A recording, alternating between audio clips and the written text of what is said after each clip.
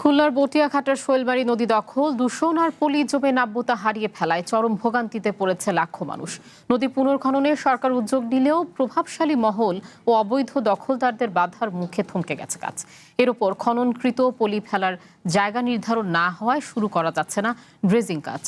AKS অর্জন করল Guinness world records. AKS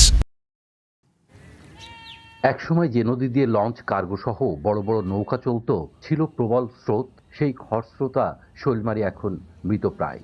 উজানের পানি প্রবাহ বন্ধ, পরিকল্পিত স্লুইস গেট আর বাঁধ নির্মাণের ফলে পলি জমে ভরাট হয়ে গেছে নদীর তলদেশ। ফলে পুরোপুরি বন্ধ হয়ে গেছে ঐতিহাসিক শৈলমারি খেয়াঘাট।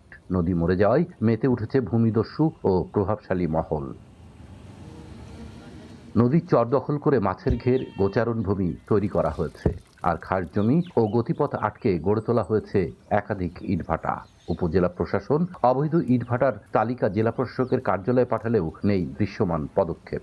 আমরা ছোটবেলায় দেখছি এই নদীতে অনেক বড় লঞ্চ চলেছে, 2 তেলা লঞ্চ চলেছে, তার অনেক কুমির দেখছি, সোজ দেখছি। গাঙের এই পার থেকে ওই পার দেখা যেত না, কুয়াশা দেখা যেত। আর এখন এই গাঙের অবস্থা এই হচ্ছে।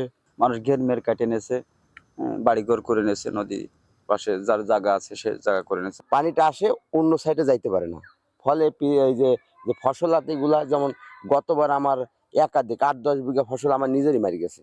নদী সংকুচিত, পাশাপাশি সংযোগ খালগুলো ভরাট হয়ে যাওয়ায় প্রতি বর্ষাতেই দেখা দিচ্ছে জলাবদ্ধতা। আর বৃষ্টির পানি নামতে না পারায় শৈলমারি সহ আশপাশের এলাকা প্লাবিত হচ্ছে। শত শত বিঘা জমির ফসল ও সবজি চাষেও বিঘ্ন ঘটছে। কৃষক মারা যাচ্ছে বছর কি বছর, এই পরপর 2 বছর একেবারে তো কৃষক পথে উঠে গেছে। আগে এই যে মন্দির আছে, এই মন্দির এখান দিয়ে আপনার খেয়াঘাটে ওঠে 3 গাং মুখ পার হওয়া লাগবে। সে তো দেখছেন বড় নদী ছিল, কিন্তু এই বটিয়াঘাটা ব্রিজ হওয়ার পরে নদী মারা গেছে।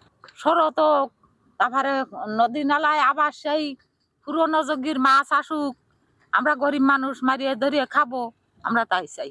রামদিয়া 10 ভেন্ট রেগুলেটর থেকে বটিয়াঘাটা সেতু পর্যন্ত প্রায় 3 কিলোমিটার নদী পুনঃখননের কাজ চলতি মাসের শুরুতে হাতে নেয় যশোর যান্ত্রিক পানি উন্নয়ন উপবিভাগ। তবে খনন কাজ শুরু হতে না হতেই উচ্ছেদের আশঙ্কায় বাধা দিচ্ছে প্রভাবশালী দখলদারেরা বলে জানান এই কর্মকর্তারা। একদিকে খনন করতেছি এবং 2টা সিজন যাচ্ছে না, ভরে যাচ্ছে।